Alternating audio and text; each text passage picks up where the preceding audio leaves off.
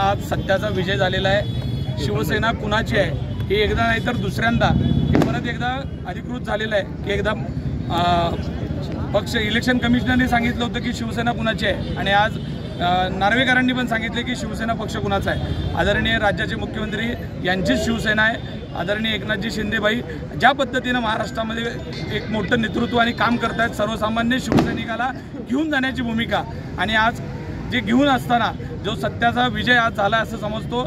जे 16 आमदार आमचे अपात्र नव्हतेच, फक्त त्यांना आज खऱ्या अर्थानं एक छत्रपती शिवाजी महाराजांचा आशीर्वाद आज त्यांना प्राप्त झाले।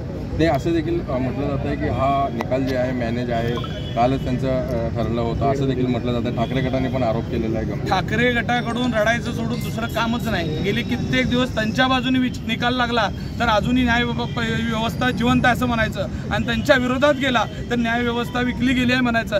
हाच धंदा उद्यापासून 4 दिवस टीव्हीवर तुमच्या कॅमेऱ्यासमोर येऊन भोगणारे बरेचसे जण असणार आहेत आणि हीच भाषा वापरणार आहेत की निकाल मॅनेज झालेला आहे। म्हणजे तुमच्या विरोधात कुठलीही गोष्ट झाली की तुम्ही मॅनेज झालं म्हणायचं आणि तुमच्या मनासारखं नाही झालं की भुकत बसायचं। ही भूमिका आज महाराष्ट्रातल्या जनता पण कंटाळली या सगळ्या गोष्टीला, आणि आज खऱ्या अर्थानं सत्याचा विजय झाला आहे। ह्याच्यावर शिक्कामोर्तब जे व्हायला पाहिजे होता त्याला जरा उशीर झाला असं म्हणतो। खऱ्या अर्थानं हा निकाल आधीच द्यायला पाहिजे होता, पण उशीर झाला, पण चांगला निकाल आला असं आम्ही अपेक्षित करतो। उद्धव ठाकरेंनी असं म्हटलंय की आता हा निकाल तर आम्हाला मान्यच नाहीये, पण आता आम्ही सुप्रीम कोर्टात जातोय। काय वाटतं सुप्रीम कोर्टाचा काय निकाल? सुप्रीम कोर्टात जावा, त्याच्या पलीकडे कुठं जावा, जनतेच्या दरबारात पहिल्यांदा जावा।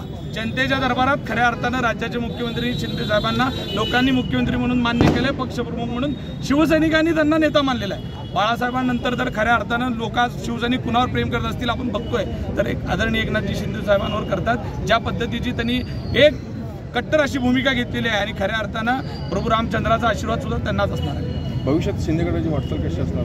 भविष्यात काय, आता 40 आमदार आहेत, ते 80 आमदार नक्की महाराष्ट्रामध्ये झाल्याशिवाय राहणार नाहीत, आणि राम मंदिराचं उद्घाटन होत आहे। सगळ्या गोष्टी आम्हाला जशा पाहिजे त्या पद्धतीनं होत असल्यामुळं येणाऱ्या दिवसामध्ये 40 चे 80 नक्की शिवसेनेचे होतील।